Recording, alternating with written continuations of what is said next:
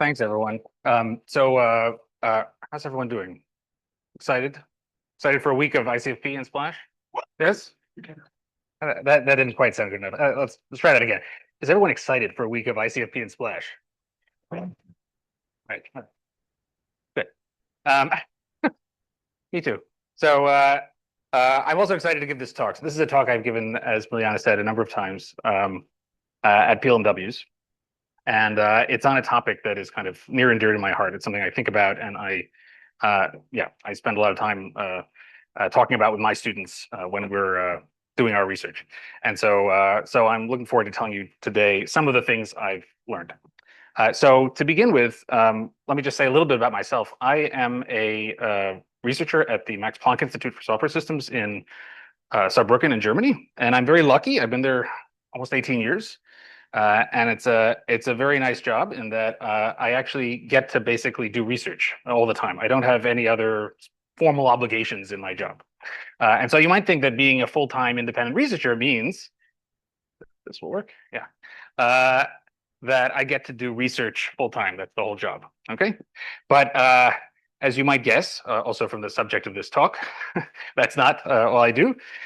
In fact, just doing a piece of research is not really what this job is all about. If you just do research and you don't tell anyone about it, then you haven't really done science.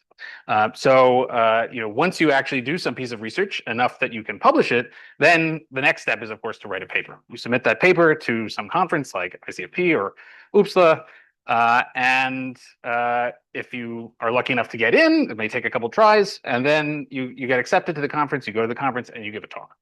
Once you give a talk, you may interact with other people at the conference. You get lots of ideas about new research, and the cycle continues. Okay, so I know some researchers who really are much more excited about the top, state in this transition system versus the others. But for me, actually, I really like communication. For me, I don't actually know what I'm doing in my research often until we try to write the paper, and then it even becomes more clarified once we go to give the talk. And so I think developing these kind of communication skills are really helpful for building a successful career in research, but also in anything else you do in computer science. So this talk is roughly divided into two halves. The first half is going to be about advice about writing papers, and the second half is about advice for giving talks. And I'm going to start with writing papers. And I should say this is an interactive talk, so I'm going to be asking you questions throughout the talk, but also if you have questions for me, just raise your hand, and I can always cut a little bit towards the end of the talk. So, first question: have any of you read any research papers lately? Okay, quite a few. I know some of you are just starting out, so it's I don't expect that so much. But and of those who've read some research papers, how many of you sort of threw up your hands in in disgust because you had no idea what was going on? All right, that was actually even a higher number than the ones who read the brief. Anyway, that's fine. Yeah, me too. So this is what it's still like for me, even though I've been doing this for, I don't know, many years. So you may think that it's just you're young, you're starting out, you don't lack the technical sophistication that you need to understand a cutting edge research paper, and that's somewhat true. Certainly you do develop that technical sophistication as you go along, but there's another problem, which is often, many papers are actually poorly written. Or maybe that's even a little too strong. Maybe papers have limitations in the writing. There's various issues that make it difficult for people, even advanced experts in the field, to understand what's going on. And so the good news is if you can write clear, accessible papers, many wonderful things are going to happen. Okay, so first of all, people will enjoy reading your papers. You'll feel good about that. People will learn something from your papers. You'll feel even better about that. They'll get accepted to top conferences at an astronomically higher rate. You'll feel great about that. You'll become famous. Your work will have a lot of impact. You'll make a lot of money. I mean, well, okay, maybe not the money. But a lot of good things will happen. All right, so why is this so hard?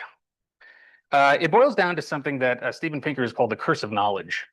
And let me try to explain that to you. So basically, this thing in the middle is your research, right? This gadget.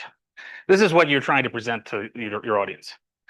You want to tell the world about this, and you're very excited about it. You're the this person on the left who's written this paper or actually done this research, and you're trying to explain this to your audience. Here's the reader on the right, and they're wondering. Oh, sorry. Actually, before I got that, this is first of all what your first attempt might be, right? To explain your research, you might say, well, I've been working hard on these pre-axial gaskets. So if we downcast those, then we can achieve 47% reduction in the whatever this nonsense. Okay, so you're very excited about all this stuff, right? And the reader is standing here scratching their head, saying, well, okay, but first of all, what does it do, and why do I care about that? And that's the first question they want to know before they get into any of these technical details. So why does this happen? Why do so many writers, say this very detailed technical stuff and not answer the basic questions of the reader? The main issue is this curse of knowledge. The curse of knowledge is the idea that the writer knows a lot more about what they're explaining than the reader does, obviously, and so they just have a hard time putting themselves in the shoes of the reader and understanding what it is they don't know, right? So so what can you do about this? Well, the good news is there are principles you can follow that will help you overcome this problem and write clearer, more readable prose based on gaining an understanding of how readers process information. So when I tell you that I'm gonna give you advice about principles of good writing that will help you write clearer prose, is there any kind of source that people might have recommended to you, some text that might have been suggested to you as when you're learning how to write? Curious. Strunk and White. Oh, I did not plant those people in the audience. Okay. Well, indeed. So, this trick works about 90% of the time. Okay. So this is the most commonly recommended book on writing, unfortunately. So this book is famous for a bunch of things like actually, let's see.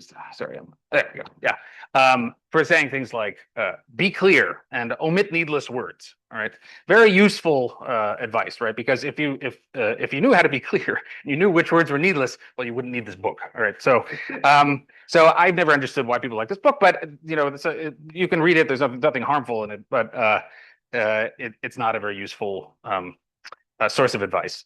And so instead, what I'm going to try to do is give you constructive advice. That is, the principles I'm going to show you are constructive in the sense that they're easy to check if your text satisfies these principles. And if not, then the principles suggest ways you can concretely improve your text, right? So they're not just sort of bland advice, but they're actually concretely helpful. So I want to say before I get into more details that this advice I'm giving you is not out of nowhere. It's actually inspired by various sources. One of the main ones is a book by Joseph Williams called Style Toward Clarity and Grace. You can find that online for free. It's free PDF online. There's some technical writing notes by Norman Ramsey, which I highly recommend. There's Simon Peyton-Jones has given several really good talks. You can find those online for about how to write a great research paper and give a great talk. And last but not least, I developed all the material in this talk together with my wife, Rose Hoberman, who works at the Max Planck Institute. Her whole job is teaching students about writing and speaking skills and editing papers and giving feedback on talks and things like this. And she's developed whole semester-length courses on this material. So this is kind of a much condensed version of the material that she teaches all the time. Okay, so let's get started. So I'm going to divide this whole section of the talk into basically two parts. One about lower level writing and one about structuring of sort of higher level structuring of conference papers. So we'll start with the lower level stuff, sentences and paragraphs. So the first principle, I'm going to tell you about two major principles. The first one is called is related to flow. Okay, so the idea of flow is at a high level, it should be clear how each sentence and paragraph in your text relates to the adjacent ones, the ones before and after. Okay, and again, this comes back to the curse of knowledge, right? You can imagine that gap. You're trying to get across, pull the reader across this chasm. And so you need to sort of give them a chain that they can follow, right? They need to be able to follow each chain of your text from one part to the next. Okay. So if that chain breaks, they may fall into the pit, and okay, if they don't know what you're doing. So let me give you a concrete example. I'm going to give you a piece of text. I'm going to read this to you, and I want you to think about: is there a point where the flow breaks? Okay.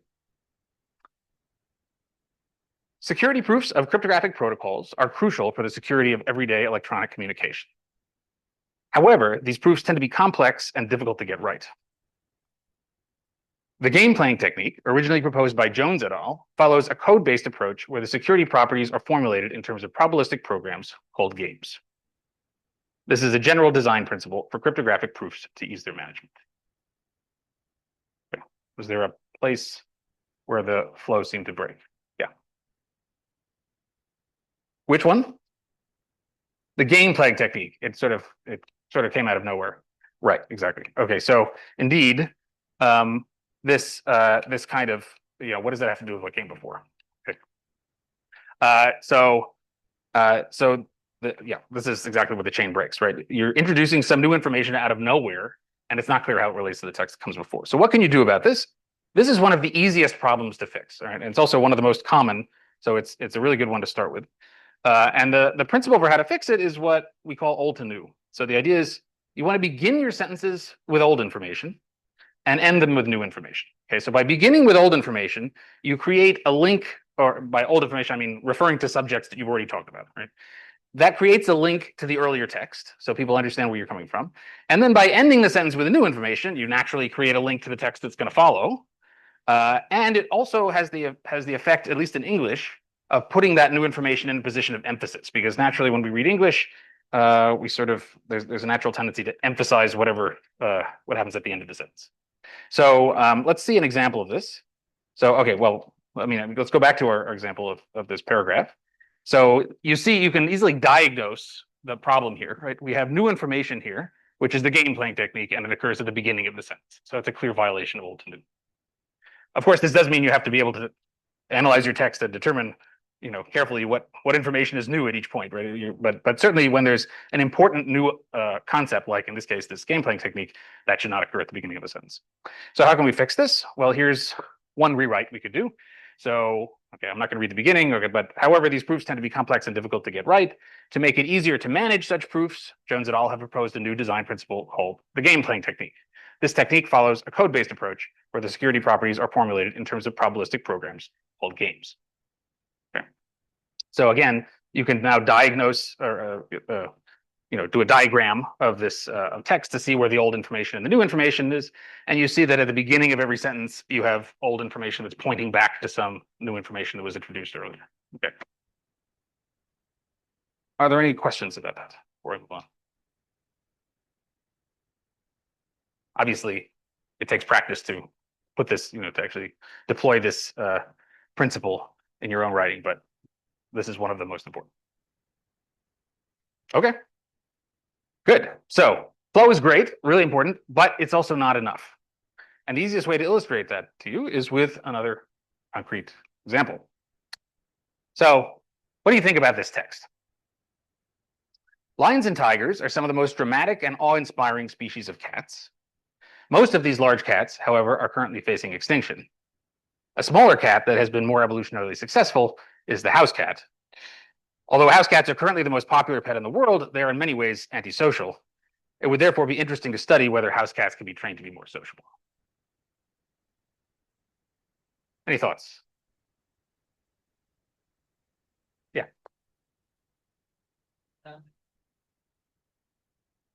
Yes, exactly. It started in one place and it finished in a completely different place. But along the way, it took you along one step at a time. Okay. I mean, I can think of some movies that work very well this way. But for a paper, it's not so good. All right. So it's pulling you along, right? Follow the old to new principle perfectly well, but the beginning and the end of the paragraph are in like a different planet. Right. So the problem here is it has great flow, but it's incoherent. Okay, there's no clear point to this text. So the general principle, the high-level principle is coherence. It should be clear how each sentence in paragraph, or it should be clear how each sentence relates to the big picture of the paragraph that it's in. It should be clear how each paragraph relates to the big picture of the section that it's in. It should be clear how each section of your paper relates to the big picture of the paper, et cetera. Right. So you want to always know, like, what are we talking about here? So that's a very general idea. How do you concretely make this happen? The concrete principle is what we call one paragraph, one point. So the idea is that, and here it's focused on paragraphs. Okay, you can also lift this up to the level of higher level structure like sections, but we'll focus on paragraphs. So for one paragraph, each paragraph should have one main point, right? One thing you're trying to say. There could be, of course, a bunch of details, but there's one main point, and that is expressed in a single sentence we call the point sentence. And typically this point sentence, there's different places this can appear, but it shouldn't just be randomly. It should be in some sort of predictable place. And typically it's at or near the beginning of the paragraph.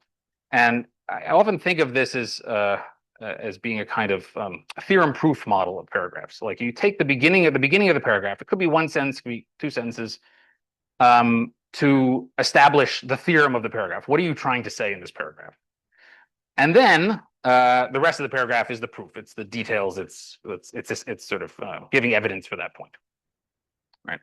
So I should say, actually, sorry, I should say it can also. There's other places you could put this. In particular, another place that does happen is you sometimes see point sentences at the very end of the paragraph, and that sometimes has a good effect because it again has the sort of emphasis of like putting some emphasis on that point at the end of the paragraph. But that's a more advanced approach, and I don't recommend it in general for most paragraphs.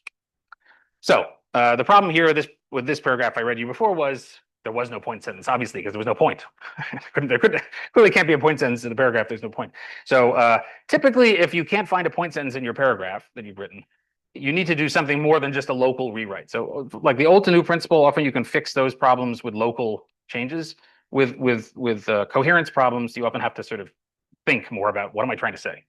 So in this case, okay, I'm going to think about what I'm trying to say here, and I'm going to say something different. So I'll change the paragraph as follows. There appears to be a negative correlation between the charisma of a species and its ability to survive.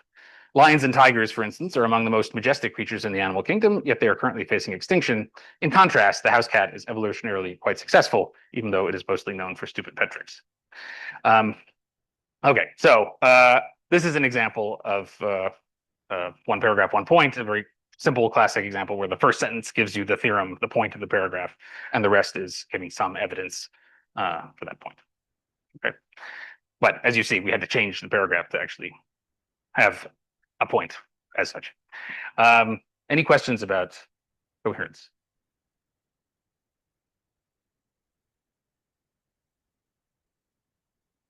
Okay, good.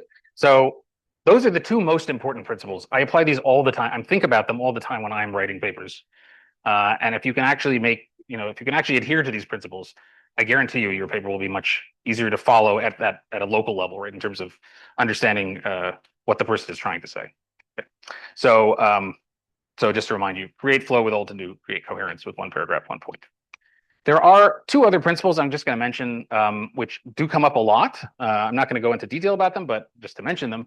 One is something we call name your baby. So the idea is if there's things that you're talking about in your paper, they could be the system you're working on, or the whatever the lambda calculus variant that you've just developed, or some concept in the language or whatever.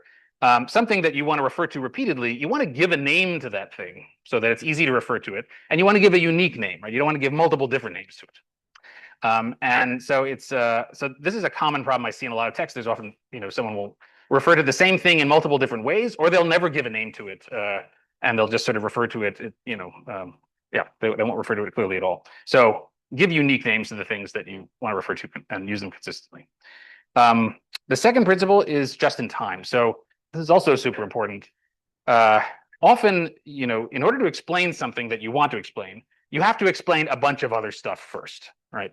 And people often think, well, okay, that means I need to, like, section 2 of my paper should be background. And I'm going to give a review of the whole field, and I'm going to talk about all these technical details about various things long before I actually need to talk about them, right? This is a mistake. Generally, if you talk about sort of technical stuff before it's really needed, people will just forget it by the time they need it. So the idea of just in time is give that more detailed information precisely when you need the reader to know it, not long before. Okay. There's actually a third bonus principle from Rose, which is really easy to remember, which is short subjects. This also I see coming up a lot, especially in student texts. In English, the subject of the sentence should not be that long, right? If it is, because when you're reading a sentence in English, you sort of, the reader naturally wants to know what the verb is, like what's happening in the sentence. It also helps sort of get comprehend the structure of the sentence. So try to keep your subjects of your sentence, the first part, right, to at most around 8 words. So it's not of course there are exceptions, but that's a good guideline. Okay, so that's my advice about low-level writing. Again, these very simple principles, but they're really really important in practice. So move on to how to structure a research paper. So I'm going to focus here. There's different kinds of research papers. I'm going to focus on conference papers. So the kind of papers you submit to conferences like ICFP, UPSLA, POPL, PLDI. Okay. In order to understand how to think about the structure of such a paper, it's important to understand like what you're trying to achieve, right? So the first thing you have to achieve, what's the first thing you have to achieve before your paper can be published?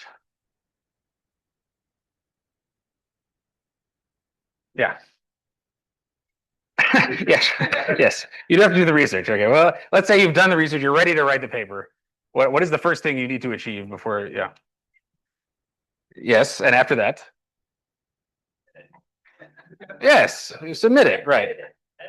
Yes, okay. And after it gets submitted, it gets reviewed. Okay, so yeah, you have to get it past the review process, right? So this is an example. So this is some, I took this, I don't know, quite a few years ago from some program committee. So the way that our conferences work, you may or may not be familiar, is that there's a program committee for each conference, all right? Actually, nowadays it's much larger. It's like, I don't know, it's quite between 50 and 100 people or something like that. Your paper is going to be sent to some subset of these reviewers, not a large subset, maybe like 3 or 4 of them, okay? It's important to understand what happens, what are sort of, what are the facts on the ground about how these people are selected and what they may or may not know. So the first thing to know, sorry, oh yeah, there we go. The first thing to know is that the program committee is diverse, okay? Your reviewers may or may not be experts. You'll be happy if you get one expert, right? And I mean, the program chairs try to give you at least one expert review, okay? But like, even the definition of expert is not completely clear, and certainly it's the case that often you will get multiple reviews from non-experts. Okay. Another thing is that the review period is very short. So typically it's around 2 months. And there may be, it varies for different conferences. Nowadays, we try to give reviewers somewhat fewer papers than they used to, but something in the vicinity of 10 to 20 papers per PC member. Okay. And so that means, and the PC members are just researchers, right? So they're doing research, they're teaching, they're, whatever, they're going on vacation. I mean, they have all sorts of things they're doing in their life. They're doing this all for, as voluntary work. To service to the community, right? So they often don't have much time to review papers, and they may only have like less than a day to review a paper, if that. Sometimes people have a few hours. So what does this mean? Okay, well, or what does this translate into sort of principles of what you have to think about? Well, the first principle is sort of overarching principle is what I call top down. Okay, so this means you need to explain your work at multiple levels of abstraction, starting at a very high level, which is accessible to the non-experts, and then getting progressively more detailed. Okay, and this is really it's useful for multiple reasons. It's useful, one, because again, there's going to be non-experts reading your paper. They don't want to. They're not going to be able to understand all the details immediately. And also, even for the experts, it helps them to get a high-level idea of what you're trying to do before they get into the details. The other overarching principle is what I call tell them what they want to know. All right, the reviewers don't have much time. Don't make them work for it, right? make it as easy as possible for them to review your paper. So how do you do that?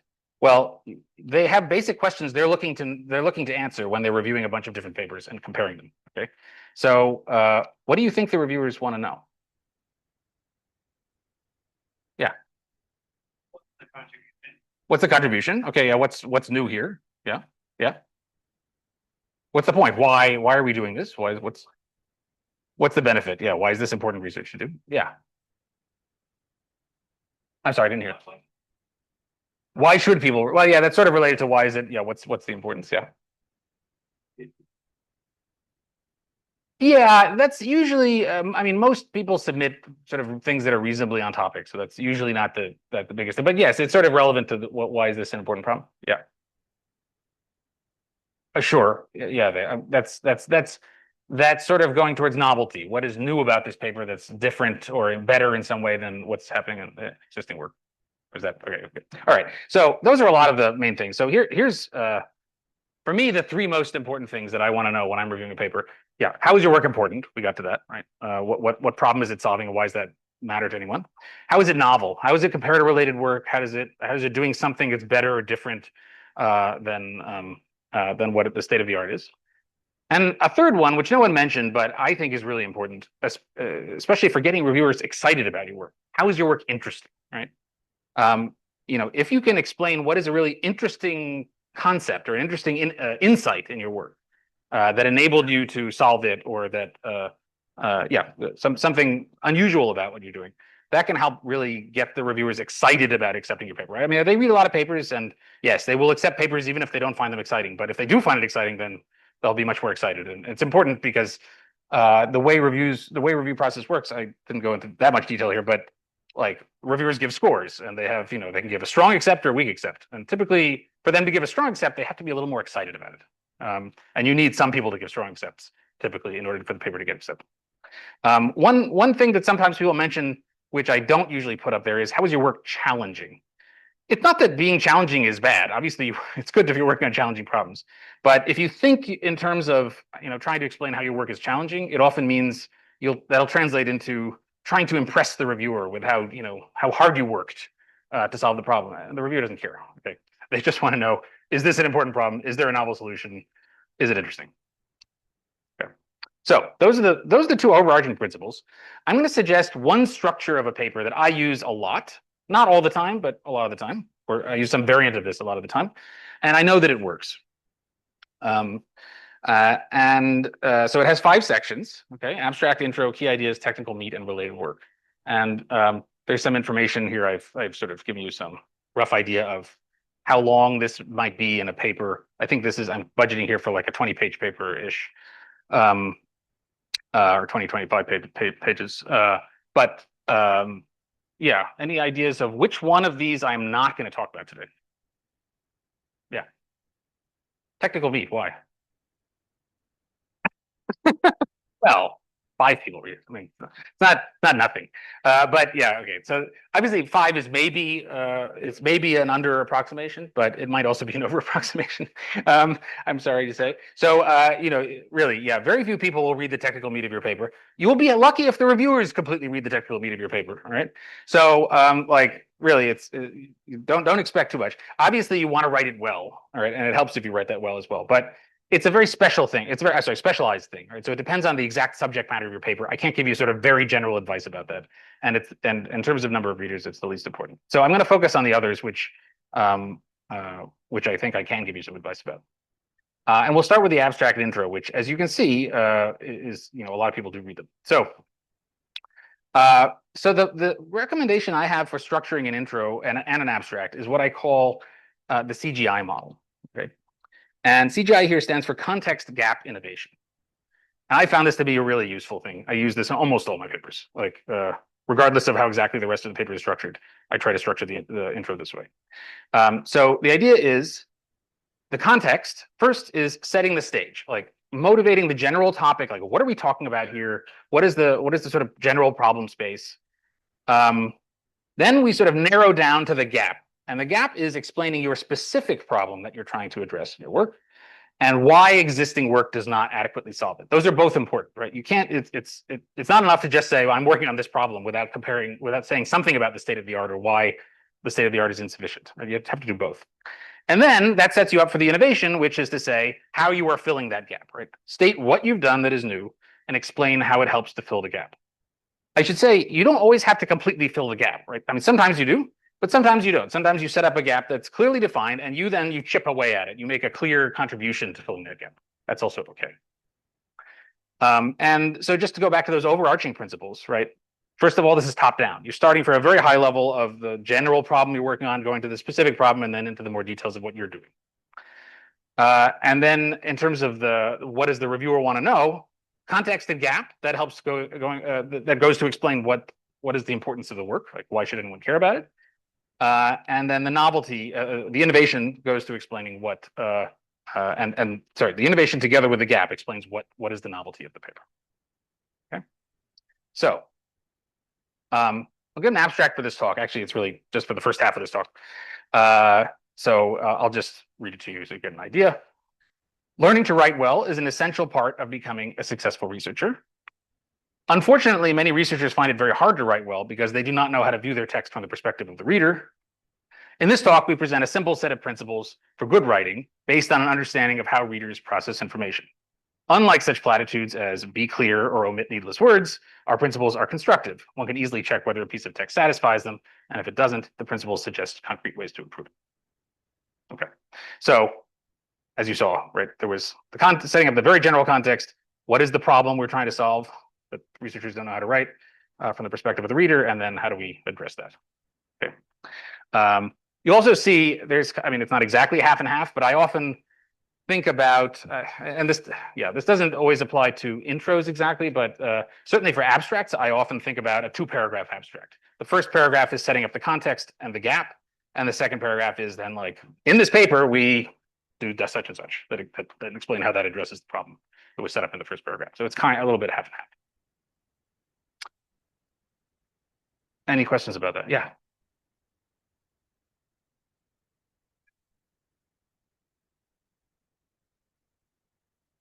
Yeah, actually, so here the advice here, I'm going to get to that in 1 second. Yes. Yeah, so this is sort of advice for both abstracts and intros. I both use the same thing for both, same structuring mechanism for both of them.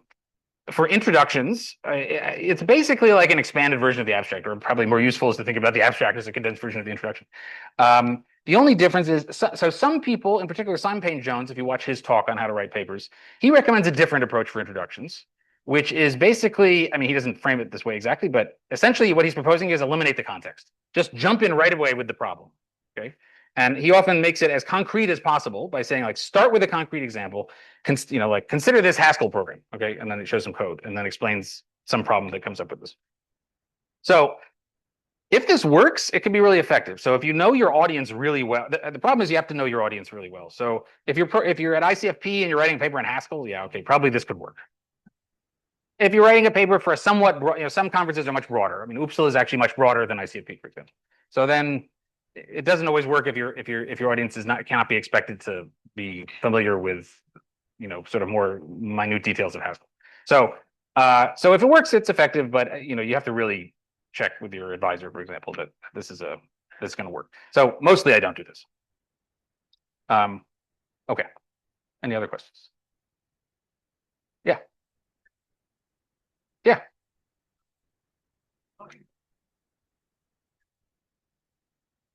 Well, as I said, I usually do the context and gap in 1 paragraph, and then the innovation in the second paragraph. It's personal preference. Yeah, I mean, none of this is hard and fast rules. This is just, these are structures that I know work. I use them all the time. I use that particular structure for the abstract pretty reliably, just because it feels right. But it's my style, right? But different people have different styles. I think I think it works, but there's no fast rule about that. And I should say, sometimes I diverge from this. Like, for example, if you look at one of my papers that won an influential paper award, the abstract does not have this form. Yeah. I probably wouldn't have written it that way now, but I did then, and it, seemed to be okay. So there's different ways to write these things, but this is my recommendation. Yeah.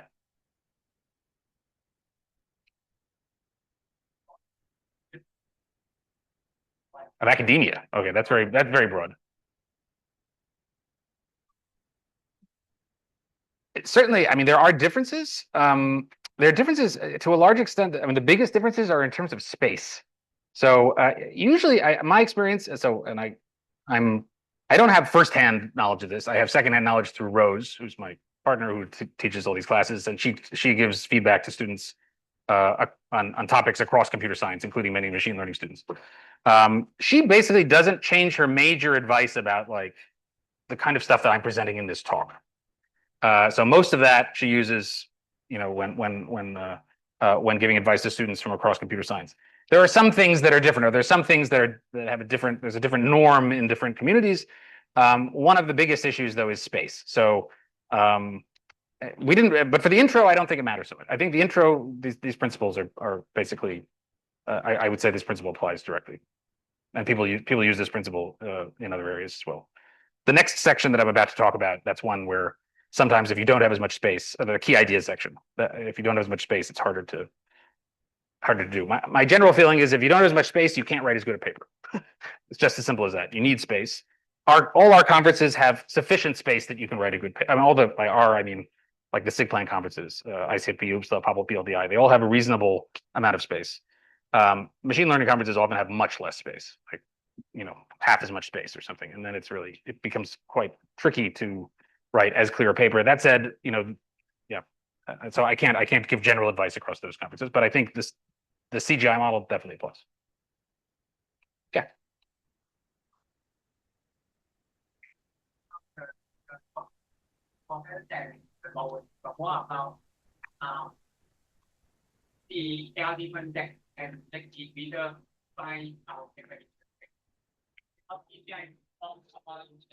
Indeed. Yeah. So wait like 2 slides and then we'll get to that. Yeah. I didn't plant you either, but yeah, it's coming. Yeah. Any other questions? Yeah.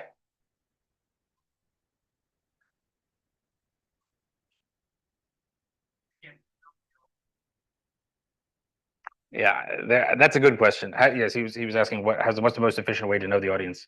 That takes experience. So I'd say that's something where your advisor can often help. You learn this over time. You go to conferences, you see what kind of talks people give, what kind of assumptions they make. There's no simple advice for that. You just have to get some practical experience. But talk to your advisor. Often students when I'm advising, they'll do a first draft of the talk and I'll say, no, you can't assume that. Or yeah, this is too basic. You don't have to present that, things like this. So then, yeah.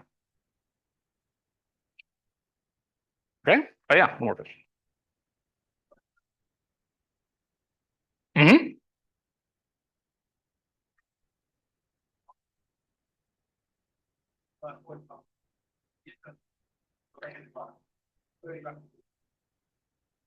I think there are certainly some communities in which certain structures, let me see how to say this as delicately as possible. There are some communities within computer science where the structure of the paper that seems to be the norm is, in my opinion, suboptimal in terms of communication. Let's leave it at that. So yes, there are communities where certain things are expected. If you happen to work in one, I mean, PL is not one of them. PL papers are generally, compared to many papers in other areas of computer science, are actually many PL papers are well structured, are well written, have enough space, etc. Like there's a lot of emphasis placed in the PL community on these kind of things.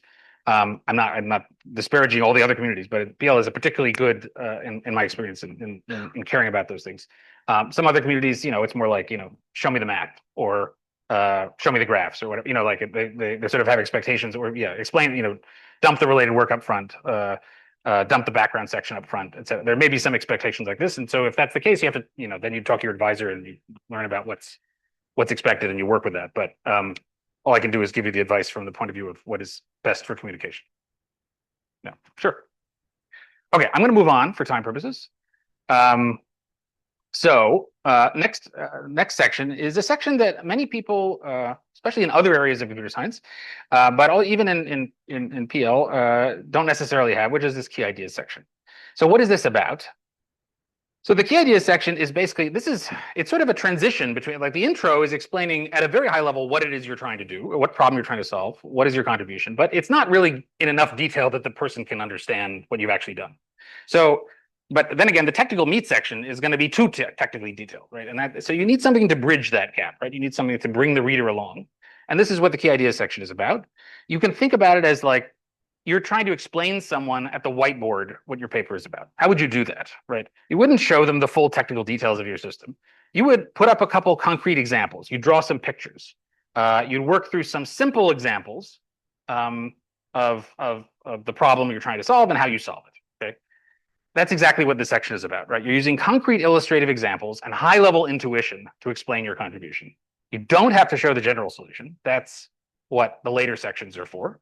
You're instead trying to you're trying to give the idea of what you're trying to achieve, and also what is interesting about it. So if we go back to this question about, where do we get to the interesting part? Okay, This is the key ideas section. This is one of the main points of this, is to make it clear to the reader what is interesting about this paper.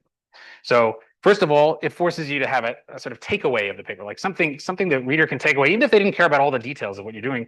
Like, what's the conceptually interesting bit? So that's one reason for this section. Another is that many readers, as I've already said, will not be reading the technical details, but they may still be interested in getting some general takeaway of like, what's the point of this, or like what's really going on at the essence. So they only care about that takeaway. And then third, even for those who do want to understand the technical details, like the experts, I can tell you as when I'm an expert reviewer, I want this section, right? I want to know at a high level, what is the concept of the solution, right? I don't want to just jump into the technical details. So these key ideas are still useful as a kind of scaffolding, even for experts. Okay, sorry. So yeah, that's key ideas. Any questions about that? Yeah. Oh, yeah, that's a good question. Right. People always ask, what do you call this section? You call it whatever you want. I often call it key ideas. I call it main ideas. Sometimes I call it overview, although that's a loaded term. So overview can mean many different things. It doesn't always convey. It can sometimes mean like, just a high level system description or something. So that's not always the same thing. This is really about the ideas.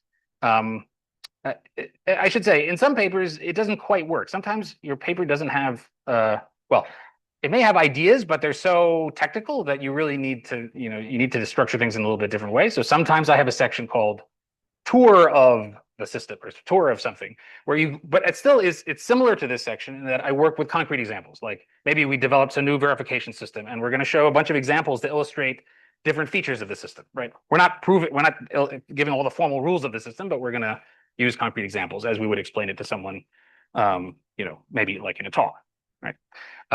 So it can have different kinds of, there's variations on this. It's not like it's always exactly this form, but it's this concept of telling the reader what's interesting. Yeah. Oh yeah, go ahead.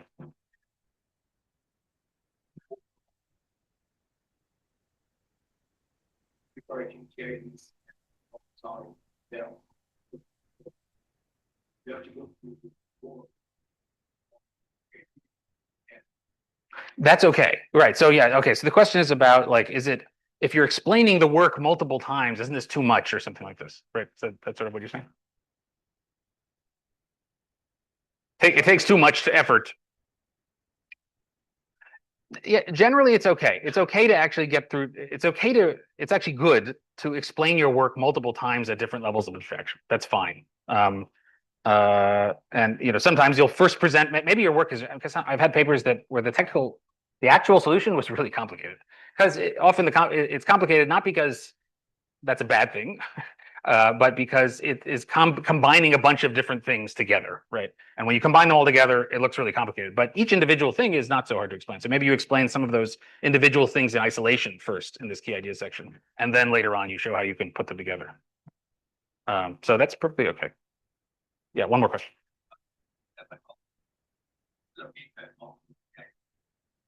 Yeah. I mean, yes, sure.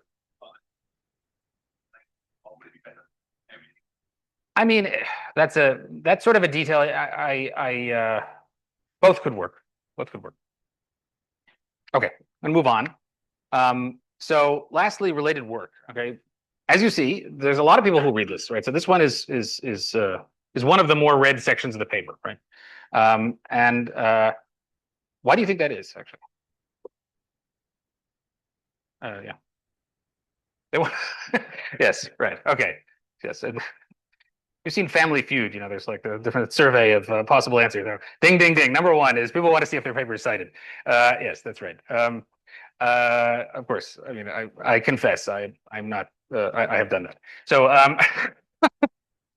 it's only human, all right? But so that's one reason, of course. But also for reviewers, they want to understand, they often, if they know something about the topic, or even if they don't, they may skip to the related work section and check it. I mean, I'll certainly read it. That's one of the sections the reviewer will definitely read because they want to understand how your work is comparing to the state of the art. Right? That's like a key thing they need to understand in order to review the paper. So they may even read it. Wherever it is in the paper, they may jump to that section and read it at some point. Okay, but what is the advice I want to give to you about this? The first is I would put the section, and there's people who differ about this, but I think you should put the section at the end of the paper. Okay. Why do I say this? It's because you can only really properly compare in detail to related work once you've explained your own work. Okay. And you haven't explained your own work until the end of the paper. Okay.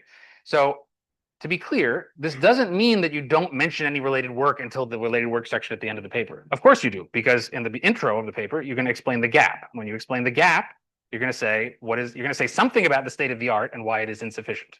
So you're of course going to say something about related work in that introduction. But that's going to be a much higher level of abstraction. That's going to be sort of just stating things about, or maybe going into a little bit of detail, but only a little bit about what is not solved by related work. The difference is at the end of the paper, now you've really explained your work in detail. Now you can give a more detailed substantive comparison about technical points that like maybe things that related work doesn't solve that you do, or even the vice versa. There might be some limitations of your work that are solved in some other pieces of related work, even if those pieces of related work don't like subsume what you've done. So this really should go at the end of the paper. The second thing is just to give real comparisons. So the thing that's most annoying to reviewers is when you just give a laundry list. Like the review, I mean, also even for me, like if someone cites my paper and just says like they did some stuff, this is not, that really annoys me. So I'd rather, I mean, I'm happy they cited me, but I would rather that they actually said something useful about the comparison with my work so that I can understand what the connection is with what they're doing. Okay. Okay, so that's related work. Any questions about that? Yeah.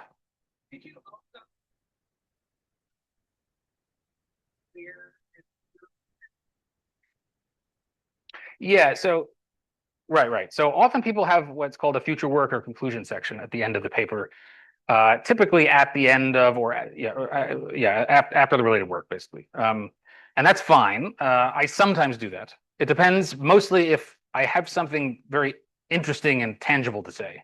A lot of the time when I write the paper, like I don't know where things are going. Sometimes there's very specific limitations of the work, which I have made explicit in the paper, and then you have an opportunity to say something about how we might resolve those limitations. But this is I would call an optional section. Some reviewers, by the way, sort of insist on this. Sometimes you'll get a comment saying like, I was surprised that the paper didn't have a conclusion. Okay, well, it's usually not a deal breaker. I haven't seen papers that were rejected because the author didn't put a conclusion. If that happens, I say, oh yes, we'll be happy to put a conclusion. Okay, but I don't think it's necessary. Yeah. There's sort of the tension of like what is ambient knowledge, right? We already talked about. And if you're taking a particular theory or a particular application, you're taking it in one direction, and you want to say, oh, and other people took this in these other directions. Are you saying it's like you don't necessarily need to cite that because like putting a citation if it's not directly applicable? Oh, I see. Well, sometimes you do include some related work. So often related work, I didn't talk about how you structure it, but often your related work will be structured into, different themes, like different axes of comparison. And one might be like, we're working on this aspect of the problem and these other people are sort of taking it in a different approach. And they're not really comparable. They're just sort of doing something different. I generally try not to spend too much time on that just because it's further away, right? But yeah, you could certainly mention that. That's fine. Okay, so to summarize, flow via old to new, coherence with one paragraph, one point. Name your baby, just-in-time short subjects are useful sort of general principles. For the structuring of a paper, use the CGI model for the abstract and the intro. Layer your presentation, sort of build, get the reader closer to the technical details with this key ideas section, and the detailed related work section goes at the end.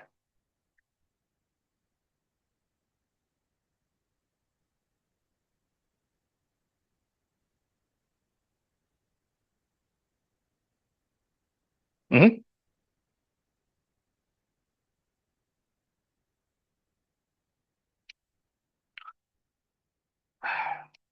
It depends. I mean, typically one generally hopes that you've explained enough background in your paper already in explaining your technical work that you don't have to introduce a whole bunch of new technical material just to explain the related work.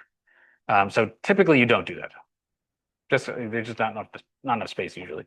So you can you don't have to you certainly, it is not a goal to make it completely clear what exactly the related work is doing. That's often hard to do, right?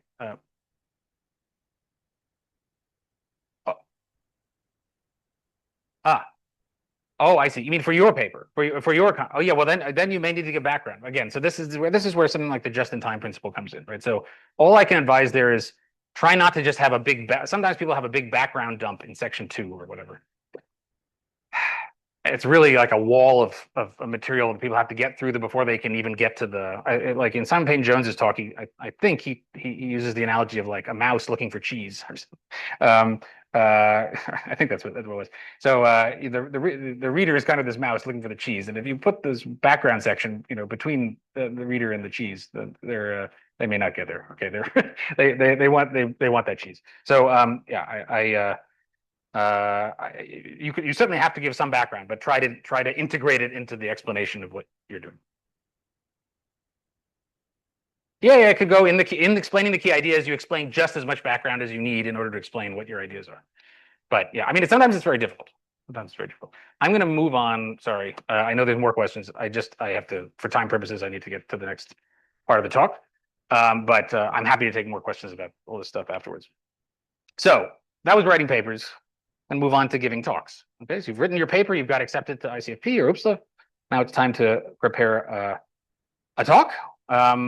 This is very exciting. Okay, so like there's many great things about giving a talk. One is, you get a lot more people paying attention to you, right? So when you write a paper, you sort of throw it over the wall and hope someone reads it.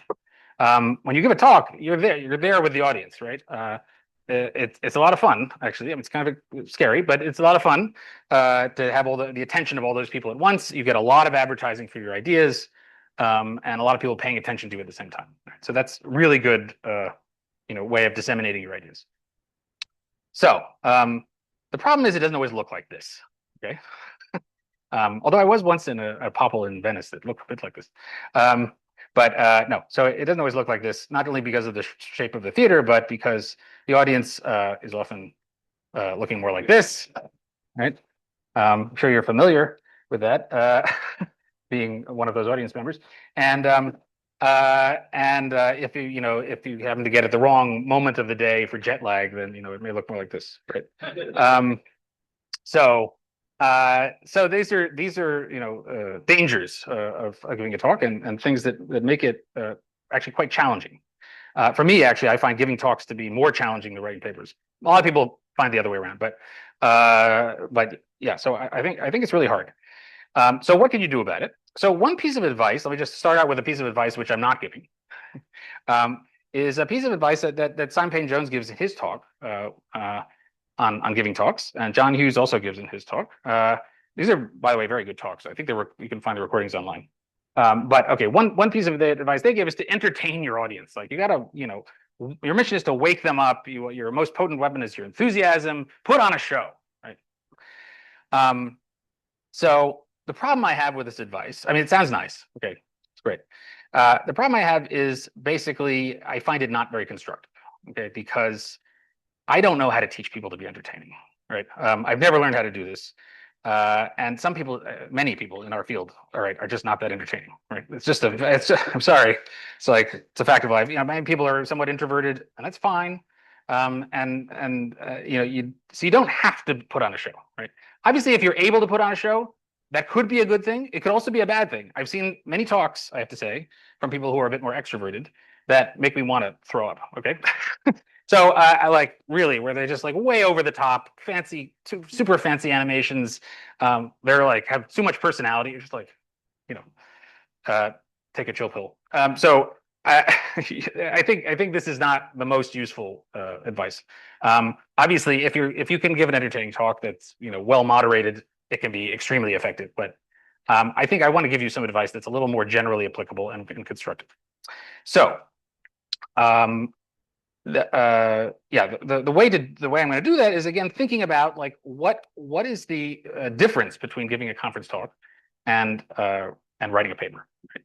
What are the challenges that are unique? There are many challenges that are the same, basic issues of communication. But there are some challenges that are unique to giving a conference talk, right? As I said, the plus side of giving a conference talk is very clear. You get great advertising for you and your work. But what are the downsides? What are the pitfalls to worry about? Time constraints. Yes, you may not have enough time. Indeed. Yeah. That's true, right? But yeah. So yeah, that's a punishment you get if you give a bad talk. That's true. Yeah.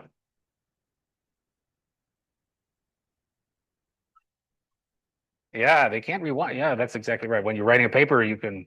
I'm sorry. When you're reading a paper, and in fact, I think we all have this experience. You're reading the paper, you didn't understand that section. You go back, you read it again, or you wait a week, and then you switch, you move around, you hop around to different parts of the paper. You do whatever you want. Can't do that in a talk. Yeah. The question part, yeah, actually, so I actually am not. I'm not giving any specific advice in this talk about question answering, mainly because it can be quite topic specific, but yes, that's of course true. Yeah. Anything else? Okay, so several things were mentioned already. The four key things which I'm going to talk about are, first of all, yeah, you can't say much. You don't have much time, right? It's a short talk. Two, one thing people didn't really mention, the audience may or may not care, right? So typically this is a little different for papers, because if someone takes the trouble of actually downloading your paper and starting to read it, that required some sort of proactive step. So maybe they at least have some initial interest in what you're doing. That's not the case in a conference talk, right? There's going to be many people in the audience who are just hanging out there. They're sitting in that session. Maybe they were interested in some other talk, or maybe they don't know what they're interested in. So you have to get them to care. You have to do more work to get them to care. Third, yeah, as we discussed, right, it's very easy to get lost in a way that it's harder to get lost in the paper. You just might, miss something, and then yeah, then you're out of it. And then lastly, slides are a visual medium, right? It's a visual medium in a way that a paper clearly is not. So your slide design matters a lot. And for those of us who are not as like naturals at design, then this could be tricky. Okay, so I'm going to talk about all these 4 points and give you some advice about them. We'll start with the first one. So you can't say much. So you're starting to give your talk. What is the sorry, actually I have to push this setup. I can't see what the next slide. Oh, right, now I know what it is. Okay, good. Yeah. We already talked about a paper structure that works. So when you're converting this kind of structure to giving a talk, which elements of this paper structure do you think will remain? Key ideas. Anything else?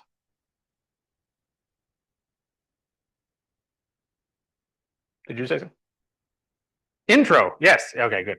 Yeah. Intro and key ideas. Exactly. So yeah. You still need an intro. Yeah, you can't get by without the intro. That's sort of framing the whole thing. But yeah, intro and key ideas, that's the talk. Okay. If time permitting, you may have a little time to talk about related work at the end. Okay, but mostly almost all my talks are conference talks are of this form. Okay. It's just that you don't have much time, right? And roughly to give you an idea, okay, this timing is if you have a 20-minute talk. I don't actually know what the talk length is at ICFP this year. Maybe it's shorter. Then you adjust accordingly. Okay, but roughly something like for a 20-minute talk, be like 8 minutes for the intro and most of the rest of the time for the key ideas. I often leave 1 minute at the end for a kind of summary of, it's kind of an ad for the paper. Like what else is in the paper? Because often, again, not only are you giving intro and key ideas, but you may not have time to explain all the key ideas, right? You may only be able to explain something. So often there's going to be some piece of the work that is left for the, there's actually often a lot of the contributions that you really haven't explained. So you just put a little ad at the end, like one slide to say, and if you found this interesting, here's a bunch of other stuff that's in the paper. Okay, so that's it. Right? It's pretty simple. In terms of the structuring of these things, well, we're going to get into that now. Okay, so that's just in terms of like how much you can actually say. So in terms of getting the audience to care, okay, you're starting your talk. What is the first thing you think the audience wants to know?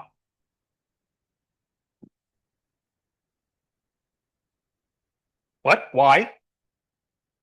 Oh, who are you? Who are you? Oh, okay. Yeah, that's usually not super. Sometimes you're introduced. I mean, yes, of course, you could say something about who you are. It's good to state your name. Yeah, okay, that's true. Or maybe name your co-authors, etc. Yes, okay. Beyond that, what's the next thing? Yeah. Why should I? Yeah, exactly. So, well, okay. In particular, like, what is the problem you're trying to solve, right? Why do I? What in order to understand why you care, you have to understand what is the problem that's being addressed here. So the difficulty, the reason this is harder than in a paper, is again timing. You can easily lose the audience if you just like read the intro to your paper. Okay, the audience would fall asleep. Okay, so that's too slow. You need to be much faster. And typically, the way that I recommend doing this is to stage this motivation. Okay, so first get to a problem. Okay, in the first 2 minutes, get to a clear statement of some problem. Okay, it may be a very general problem. It's not the specific problem you're working on, but it's something that is like, this is an important general problem to be working on. You don't have long, just at most 2 minutes before you get to this problem. Okay, and that then at least that sort of gives people a reason why they should maybe keep listening. All right, because otherwise, if they don't hear that very quickly, they may just start reading their phone. Okay, then you get to the problem. Okay. And so that buys you did the first 2 minutes, you have the general problem that buys you maybe another 4 minutes or so to actually get to the problem you are trying to address. And the key thing here is you want to motivate, you want to explicitly state this problem. I can't tell you how many talks I've seen that do some motivation and then like never state the problem. They just sort of start talking about the contributions, right? And this is confusing because then like you're still not clear what is the actual problem that the person is solving. So state that problem explicitly, and as in a paper, limit the discussion of related work to only what you need in order to explain your problem. You don't have to mention all the things that are out there. You have a story in mind that's explaining what is the problem you're solving. You mention the most closely related work that would be attacking that problem and why it's not sufficient. I gotta go about the next step. So the next step is, right, now that you've explained what your problem is, now the audience member, sorry, is ready to actually hear what you did. Okay, so tell them what you did, right? And again, this is something I've seen some people do is they motivate the problem and they explain what the problem is, and then they just start talking about stuff. Getting into the technical details of the work, right? Again, this is very confusing to the audience. They're primed at this point. They understand what problem you're trying to solve. They want to know now. They want you to tell them what is it you actually did.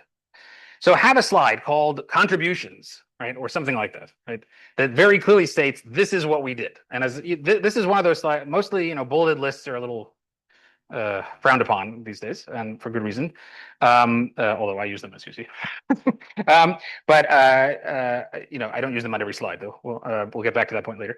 But it's fine on a contribution slide to have a bulleted list of contributions. That is perfectly expected because this is where they want to know what is it you were claiming to have done. Okay, this is proudly explain that. Tell them. Then what I typically do, or I try to do, is to follow that slide directly with a crisp statement of the key ideas. So like go to like the very high level insight of how you achieve those contributions, like ideally in 1 or 2 slides, which you can think of as kind of a theorem that you're going to prove with the rest of the talk, right? It's the rest of the talk is all about key ideas, right? This is the contribution slide is the end of the intro, transition right into the key ideas, and now you can explain the key ideas at a high level, and then you spend the rest of the talk basically justifying or going into more detail with concrete examples, et cetera, to explain those key ideas. Okay. Any questions about that?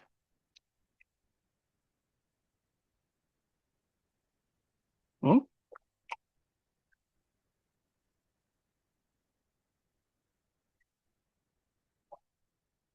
Mm-hmm. Right. Oh, sorry. I gave time. I gave timing. Yeah. Yes. Yes. That was like a 20-minute talk. So so you have to adjust accordingly for different like talks. But yeah, I mean, sometimes the intro is really important, right? You have to make sure people understand what problem you're solving, what you did. That you don't want to skimp on the intro like that. And often if it's a shorter talk, like a 15-minute talk, yeah, I might spend a full half the talk explaining just the intro, and then the rest is key ideas. Okay. Like really don't you want to make sure people understand what you did. Yeah.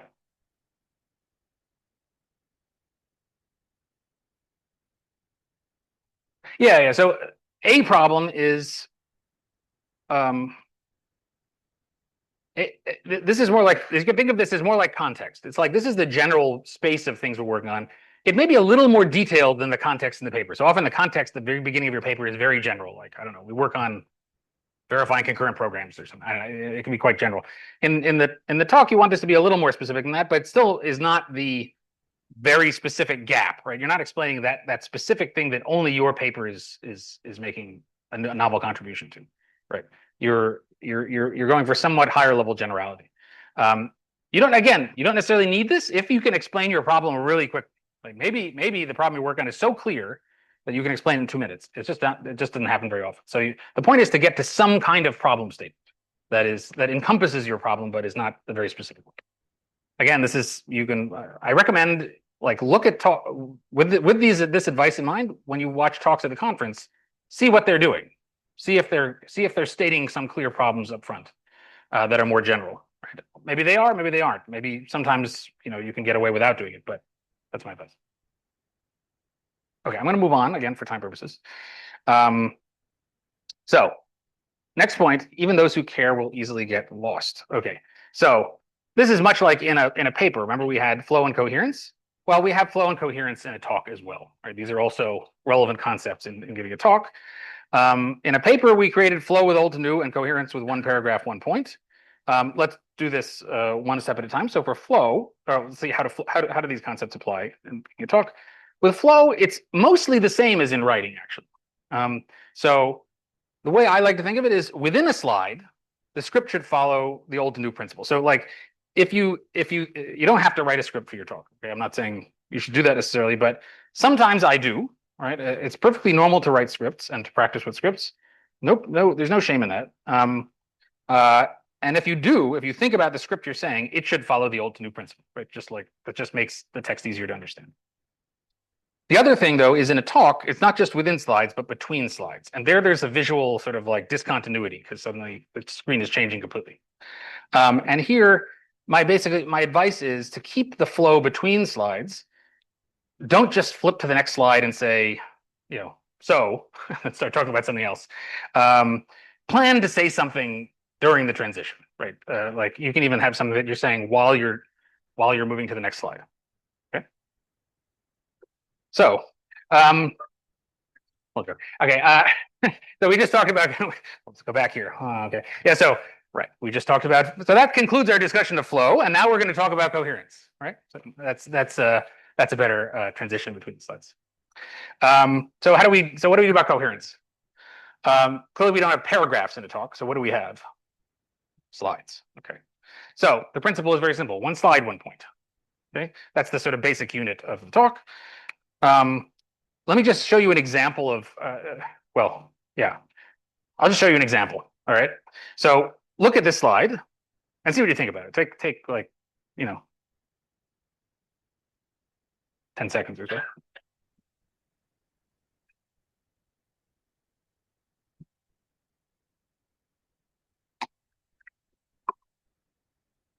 Yeah.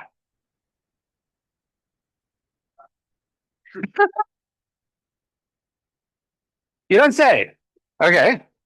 So why? Well, okay. Just like 4 slides in one. Yeah. Okay. Exactly. Right. So yeah, there's too much information here. Okay. There's actually multiple problems with this slide. Obviously, the font situation is leaves something to be desired. But that's a secondary point. The main problem is there's too much information. It's like there's multiple different slides. This slide needs to be broken up into several points. I'm not even going to try to explain the slide. Okay, you can see there's like there is a chain of thought. Actually, there's some flow here, but it's just too much information. So it's again one of these things where the slide is incoherent. So yeah, with a situation like this, you want to break the slide up into multiple slides. That means explaining it a little more slowly, right? You can't just cram information into a shorter time. It doesn't work. You have to explain it at a natural speed. And if you do that, that also leaves you more room to have more interesting visual elements on the slide and maybe give some concrete example to illustrate the point you're making or have a graph or whatever. I don't know. So it'll just improve the slide overall in addition to making it more coherent.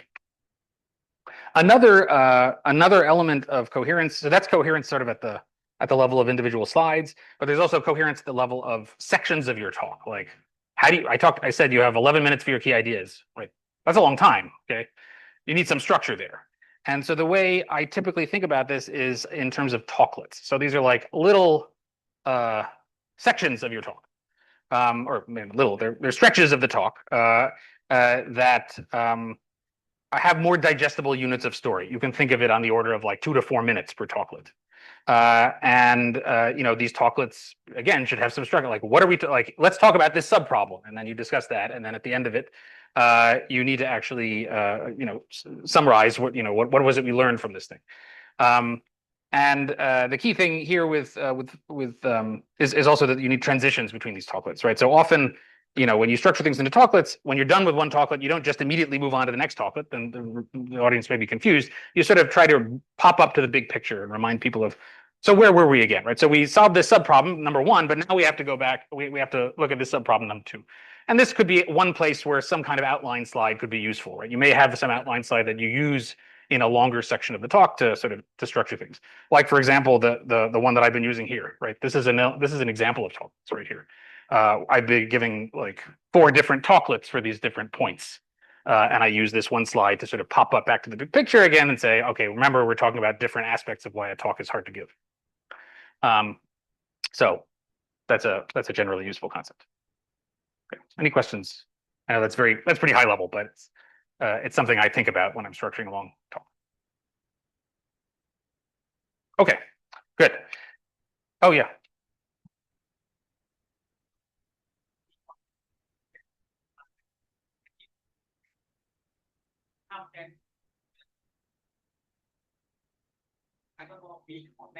Reconnect.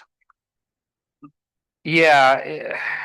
Well, one thing is, again, to have slides like this, something where you're clearly popping back up, right? So maybe they got lost in the details of some point that you're making.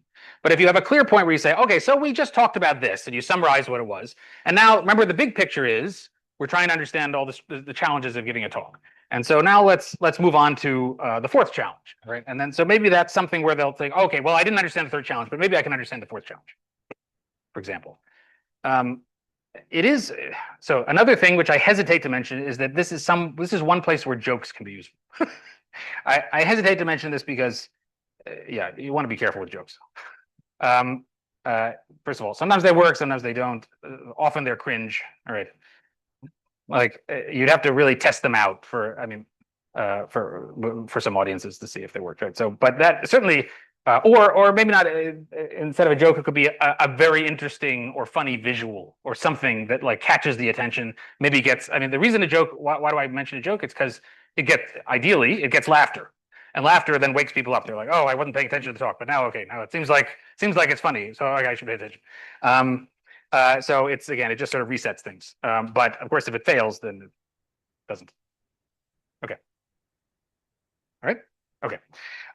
So for the last part, I'm going to talk about slides, right? So there's many things to say about slides. I'm going to focus on 2 main things that I find useful. And again, I'm not someone who's natural at design, right? And you don't have to be. It often feels daunting to me to make slides because I can't draw. Okay, and so I have to do the best I can with trying to structure things well.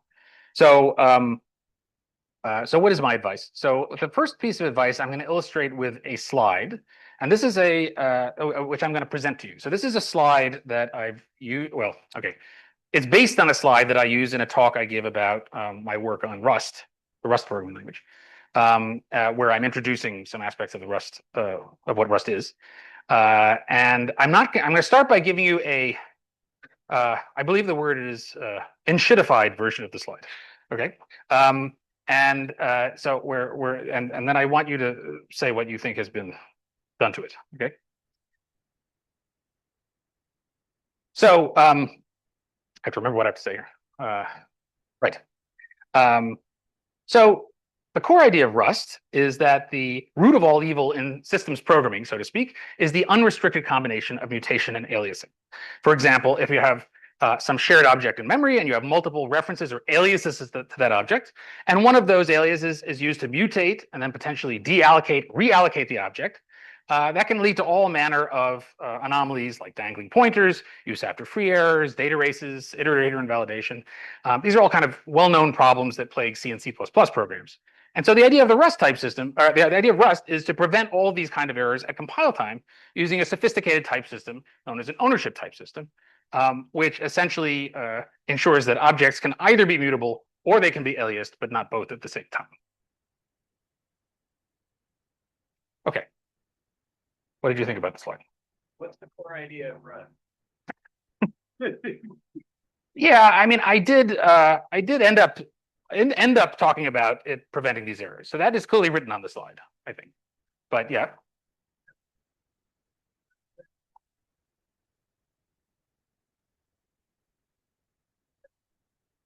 Okay. Yeah. It took a very long time to get to my point. Yes, that's right. Yeah. Started off by, like, I think the core idea of Rust, according to this slide, is the ownership system. But you started off by saying the core idea of Rust is, and that there was like a lot of other stuff before. Yes. The ownership type. There was indeed. So that's, in some sense, you could say this is partly the issue is one slide, one point, but it's a little more complicated than that. Yeah. Oh. Yeah. I have a figure I never refer to it. That's yeah. Okay. So I did talk about things that are happening in the figure, but yes, I never sort of like, it wasn't clear. Yeah. But oh. You see it. There's many problems with this slide. It's very good. Yes. Yeah. Go ahead. Everything is shown at once. Yeah. Okay. Good. All right. You're getting closer to what I. So I'm gonna thank you for all the good. Those are all issues. Those are all good issues. That's closest to what I'm getting at here. It's not clear where you should be looking. Right. I talked for a while. There's a bunch of stuff on this slide. It's like, where are you supposed to look? Right. So I actually originally didn't have this point in my talk, and I saw I watched Ranjit Jala give a very good talk at one of these PLMWs on how to design talks, and he made this point. He called it make the focus. I mean, make the focus of the audience's attention obvious. Okay. I rephrased this to slightly to say, make it clear where to look. All right. So like, if you want the audience to not be confused about which part of the slide they should be looking at. And so, yeah, I'm going to, well, the way I'm going to illustrate this is by going to the, going back to the slide and showing you now how I actually do it in my talk. Again, it may not be perfect, but hopefully you'll see that it's a little better. Okay, so the core idea of Rust is that the root of all evil, so to speak, in systems programming is the unrestricted combination of mutation and aliasing. For example, if you have some shared object in memory and you have multiple references or aliases to this object, and one of those aliases is used to mutate and potentially deallocate and reallocate the object, then this could leave you with all manner of anomalous problems like dangling pointers, use after free errors, data races, iterator invalidation, all well-known problems that plague C and C++ programs. And so the idea of the Rust type system is to prevent all these errors using a sophisticated, what's known as an ownership type system, which essentially enforces that an object is either mutable or aliased, but not both at the same time. Okay. Okay, so there's probably ways this slide could be improved further, by the way. Like, it's not, I'm not saying this is perfect, but at least you see, I sort of stepped, I used, what did I do? I used animations. They weren't fancy animations. I did do one smooth animation here to, when I said potentially mutated or whatever, potentially deallocate and reallocate the object. Because that's kind of a slightly hard thing to visualize. So I think this helps to sort of show the deallocation. But otherwise, you know, mostly it was just about staging the presentation, right? And in some sense, this wasn't one slide. It says core idea of Rust at the top, but there were several different visuals, so you could view it as kind of like a continuous slide that changes over time. Use animations to stage the presentation, and always make it clear using. They also help to make it clear where the audience should be looking. Okay, that was the one main point. Another one is about, well, it's best to just illustrate with this example. So I'm going to show you two sets of slides. This is like the slide sorter mode in PowerPoint or Keynote or whatever. look at this set of slides, and then I'm going to show you a different set of slides. Look at it for like a few seconds.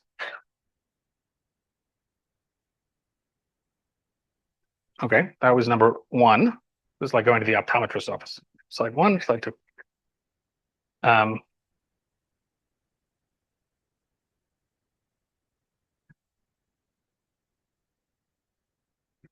Slide two, slide one. You have astigmatism or not? Okay. So go ahead. So what do you think about these two sets of slides?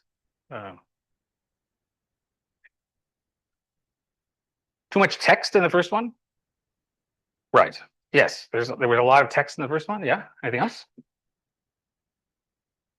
Why was it boring? All right. Right. Okay. I did not plant these people. All right. So those are exactly the two issues. So yes, first one, don't put lots of text in the slide. So this is sort of PowerPoint-itis, right? PowerPoint especially makes it really easy to have like lots of text in your slides. I should say there are some talks, maybe in a lecture in a course where you're trying to just dump a bunch of information or something like that. Maybe this can work sometimes, but I'm talking here about like a conference talk. You don't want to have huge amounts of text on the slide. People will just not read it. And they'll have a hard time focusing on what they should read. The second one is, vary the look of the slides. The slides here were boring because not only was there a lot of text, but they looked the same. You know, you start to feel like, oh, this slide looks just like the last one, and you kind of get lulled to sleep, right? Whereas here, I mean, you don't even know what I'm showing here, but you can see there's some pictures, there's some different visuals, they're different structurally. Like, and throughout this talk, for example, I had some slides with a lot of text, but I varied them. I mixed them up. I tried to not have too many of those in a row, or else you start to feel like, okay, fall asleep. You want to keep it moving, right? Keep it changing. Okay, so those are my main comments about giving talks. So to summarize, talk is not the same as a paper. It's harder for various reasons. Intro and key ideas are all you really have time for. First, get to a general problem, then get to the specific problem. State your contributions. Make sure you actually have a slide that states them clearly, and then follow that up with the key ideas. Flow via old to new as before, but with some transitions between slides. Coherence with one slide, one point. Make it clear where the audience should be looking, and try to avoid lots of text and vary the look of your slides. And if Ranjit Jala were here, he would say, is that what you call avoiding lots of text? Okay, but nobody's perfect. Thank you.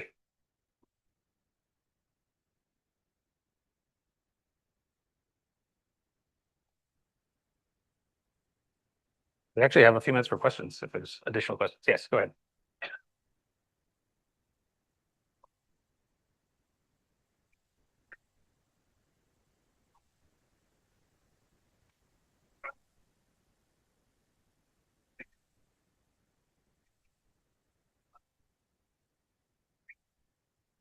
Mm-hmm.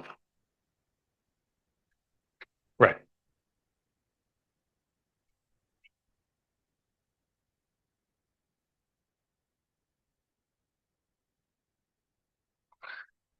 Okay, so good question. So the first question was, sorry, what was the first question?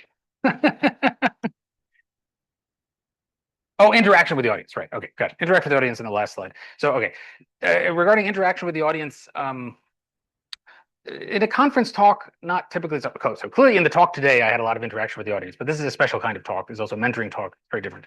For a research talk that you give at a conference, you typically don't have interaction with the audience. I mean, obviously you want them engaged, so you're happy if they laugh occasionally or they, I often look at the audience. I use it as a kind of to make myself feel better mostly. I'll look at people in the audience. Some people will be engaged, right? Hopefully. And there's typically quite a few people engaged, and there's some people who are like really engaged, like they're like looking up, they're smiling, they're very reactive. That happened today. There were certain people in the audience I would look at them and say, oh, they're really into it. Okay. That's a really good thing to do during your talk, just for you, just like make you feel like, okay, I'm getting through to people. But in terms of the actual interaction, people don't typically ask questions during a talk in the conference. So no. And yeah, you don't generally have enough time to do experiments like, asking people in the audience concrete questions. Like so I wouldn't do that. As for the last slide of the talk, I don't think it matters all that much, to be perfectly honest. By that point, people are happy the talk is over. Like, I mean, they're like they're like happy if you give a good talk, they're happy they learned something. And like, yes, it's fine to, I mean, you could have a slide where you summarize, you put your contributions up again, that's fine. You could have, again, one of these what else is in the paper slides. Sometimes I just end on that. You could have a slide where you advertise your research group or say, like, I don't know, we're, looking for people to keep working on this project. If you're interested in this project, come talk to us. Those are all fine things to, sort of advertising-y kind of things to do. But you don't have to have some super strong conclusion. I think it's fine to have one of those kind of slides. Yeah.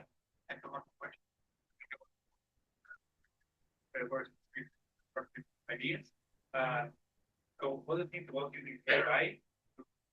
The text of the paper, what we improve the document, so that like we can ideas. Right. Maybe actual maybe that's reviews. So I don't personally have a lot of experience using AI for preparing talks or papers. I know that I think that for papers, it can sometimes be helpful in students writing if they have already drafted some text and they want to get an idea of how they could improve the flow or a coherence but it generally, I mean, I don't have a lot of experience with it, I'll be honest with you. So I'm not the best person to ask.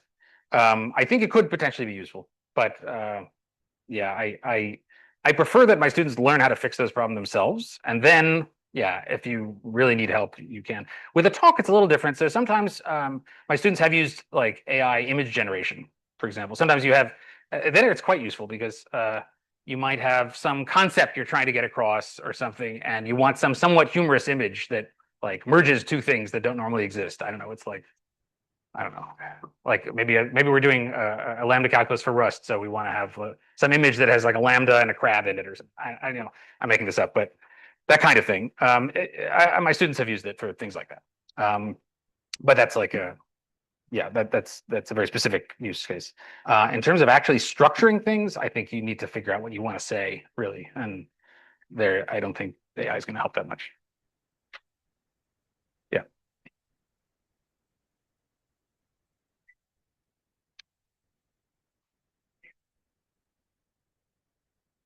No. I mean, yeah. Okay. First of all, the experts are not expecting that you're gonna, fully explain all the details of things in your talk. Are you talking about in the talk or in the paper? Oh, in the paper. Yeah. No. I mean, also no, because you're gonna. I mean, obviously, if you say something that is in the key idea is that it's simply not true, or that it's like a gross oversimplification, that's a good thing to mention, like in a footnote or in a parenthetical comment or something.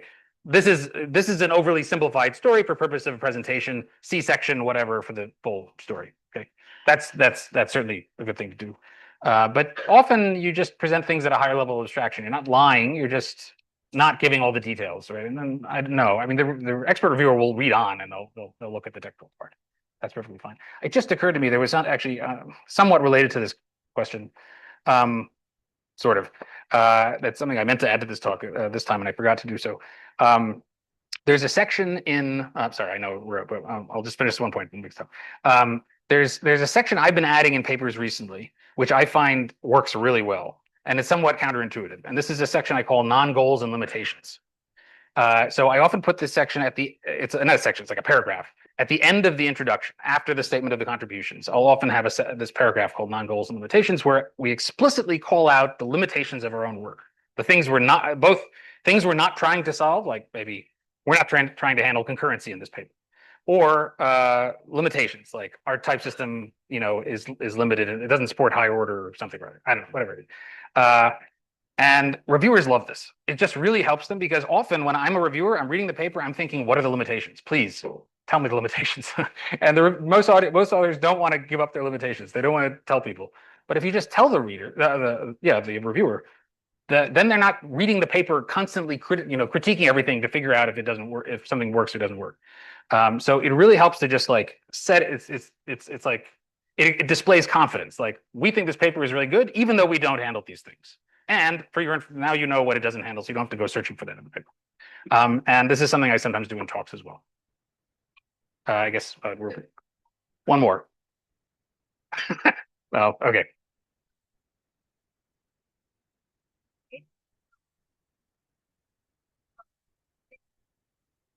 So yeah, as I said before, I think you need to make sure the introduction is clear, right? So you need to make sure you give enough time to give a clear introduction. If that means that the introduction has to take a little longer than, like maybe it still takes 8 minutes, even in a 15-minute talk, that's okay. Like the introduction is really, really important. People need to understand what problem you're solving, what the gap is, what your claimed contribution is. So I wouldn't reduce it too much. But of course, if you can explain it a little more quickly and still get across the main idea of the introduction, then sure, you can try to compress it. Thank you.